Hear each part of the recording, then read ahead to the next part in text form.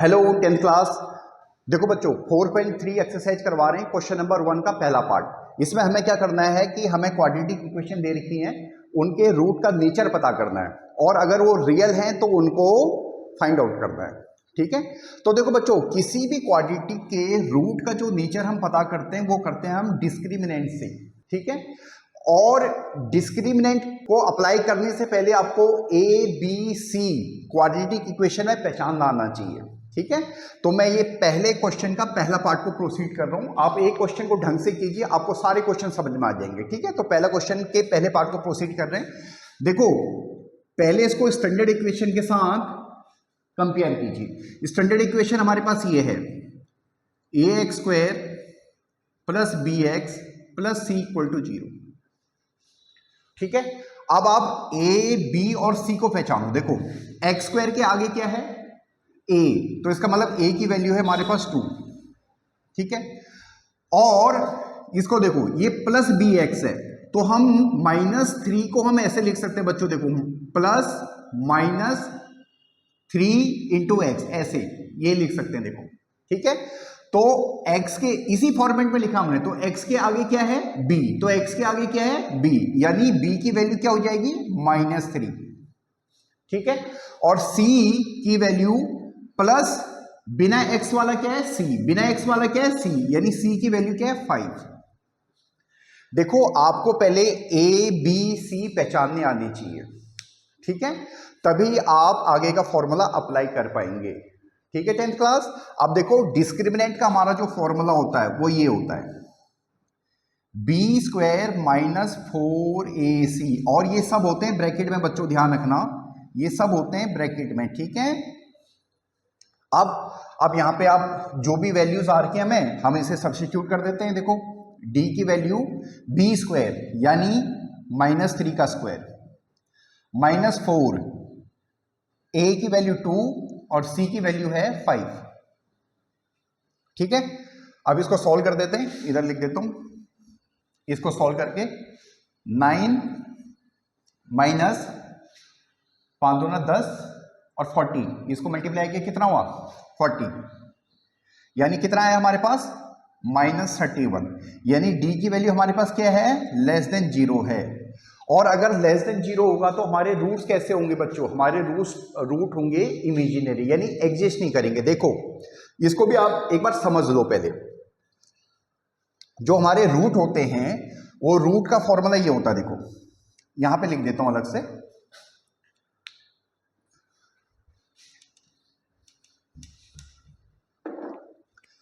Alpha minus B plus under root discriminant upon 2a, और beta का formula होता है -b minus under root discriminant upon 2a।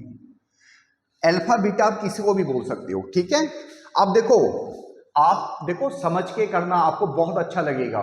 ठीक है बच्चों, अब देखो बच्चों ये जो डिस्क्रिमिनेंट है, डिस्क्रिमिनेंट का मतलब क्या होता है, जो अंतर करता है, हिंदी मीनिंग उसका जो डिफरेंस करता है। ठीक है, अंडर रूट में नेगेटिव चीजें डिफाइंड नहीं होती हैं, यानी नेगेटिव नंबर डिफाइंड नहीं होते हैं, यानी हम उनको रियल नंबर नहीं बोलते हैं, हम उनको इमेजिनरी नंबर बोलते हैं। जैसे अंडर रूट -5 है, पहले ही क्वेश्चन का सेकंड पार्ट। अब इसमें भी हम सेम जैसे हमने फर्स्ट पार्ट में प्रोसीड किया वैसे ही करो। पहले ए बी सी को पहचानो, तो ए की वैल्यू आ जाएगी 3, बी की वैल्यू आ जाएगी -4√3 और सी की वैल्यू आ जाएगी 4। ठीक है, अब हमें क्या करना है, डिस्क्रिमिनेंट की वैल्यू निकालनी है, that is b square -4a into c. ठीक है, सब्स्टिट्यूट कर दीजिए वैल्यू। b की वैल्यू है -4√3 का स्क्वायर -4, a की वैल्यू 3 है, c की वैल्यू 4 है। ठीक है, देखो बच्चों जब हम ऑफलाइन क्लास लेते हैं तो कई बच्चों को ये सॉल्व करना नहीं आता था, अब इसको अलग से करके हम आपको बता रहे हैं। -4√3 को ए स्क्वायर का मतलब है -4√3 को 2 बार मल्टीप्लाई करना है, -4√3 मल्टीप्लाइड बाई -4√3। ठीक है, माइनस से माइनस मल्टीप्लाई हो गया प्लस हो गया, 4 से 4 मल्टीप्लाई होगा 16, √3 से √3 होगा तो 3, यानी 48 आ गया। ठीक है, यानी इसको मल्टीप्लाई किया हमने तो ये 48 आ गया। अब इसको मल्टीप्लाई कीजिए, ये भी कितना हो जाएगा 48 हो जाएगा, यानी डिस्क्रिमिनेंट की वैल्यू हमारे पास आ गई 0। ठीक है बच्चों, अब देखो बच्चों डिस्क्रिमिनेंट की वैल्यू 0 आ गई, इसका मतलब हमारे रूट कैसे हैं, ये रियल हैं। ठीक है, और इक्वल है। देखो कैसे, ये फॉर्मूले को ऑब्जर्व करो आप, देखो मैं एक बार रब कर देता हूं इसको। देखो आपको रटना कम से कम पड़ेगा अगर आप समझ गए तो। यहां पे फॉर्मूले को ऑब्जर्व करो, d की वैल्यू 0 पुट कर दी हमने यहाँ पे, तो हमारे पास अल्फा की वैल्यू आ जाएगी -b/2a, क्योंकि d की वैल्यू तो 0 हो गई है। उसी तरह से नीचे बीटा की वैल्यू भी आ जाएगी हमारे पास -b/2a, यानी हो गया ना इक्वल रूट। यानी d की वैल्यू 0 पुट करने पर, या d की वैल्यू जब 0 आ जाती है तो हमारे पास रूट कैसे हो जाते हैं, इक्वल रूट हो जाते हैं। ठीक है, और वो रूट की वैल्यू हमारे पास कैसे निकलती है, -b/2a। तो b की वैल्यू आप सब्स्टिट्यूट कर दीजिए, -4√3/2a, a की वैल्यू 3 है। ठीक है, इसको यहां से रब कर देता हूं,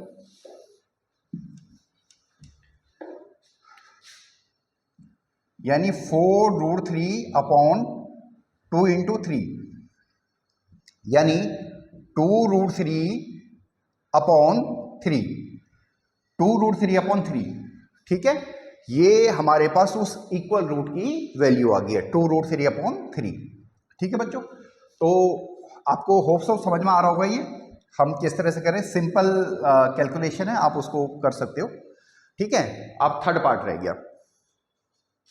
देखो बच्चों, अब ये है थर्ड पार्ट। ठीक है, तो अगेन जैसे हमने 2 क्वेश्चंस में प्रोसीड किया, वैसे यहां पे भी प्रोसीड करना आपको। पहले ए बी सी को पहचानो, ए की वैल्यू है 2, बी की वैल्यू है -6 और सी की वैल्यू है 3। ठीक है, फिर दोबारा फॉर्मूला लगाओ सेम, b² - 4ac का, ये सब ब्रैकेट में है, ये जरूर ध्यान रखना। b² -6 का स्क्वायर -4, a की वैल्यू 2, c की वैल्यू 3। ठीक है, 36, 24 यानी 12।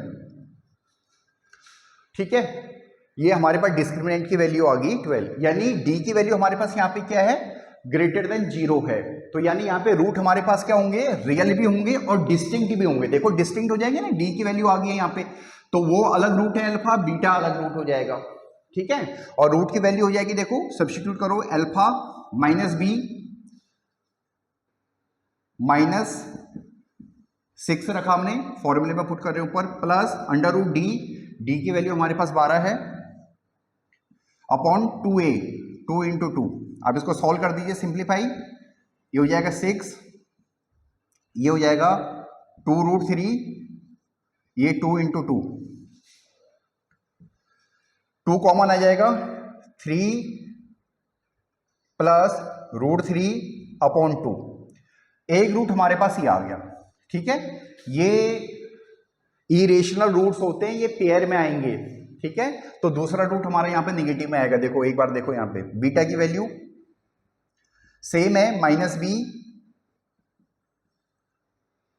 -√d यानी 12/2a, 2 × 2। ठीक है, तो आप उसको कैलकुलेशन कर दोगे तो सेम आ जाएगा हमारे पास, यानी 6 - 2√3/2 × 2, यानी हमारे पास आ गया 2 से 2 कट जाएगा, यानी 3 - √3/2 आ जाएगा। ठीक है, तो थर्ड क्वेश्चन में हमारे रूट कैसे हैं, रियल हैं और डिस्टिंक्ट हैं, और those roots are given by these number. ठीक है, तो होप सो आपको पहला क्वेश्चन समझ में आ गया होगा। अब हम दूसरे क्वेश्चन की तरफ प्रोसीड कर रहे हैं।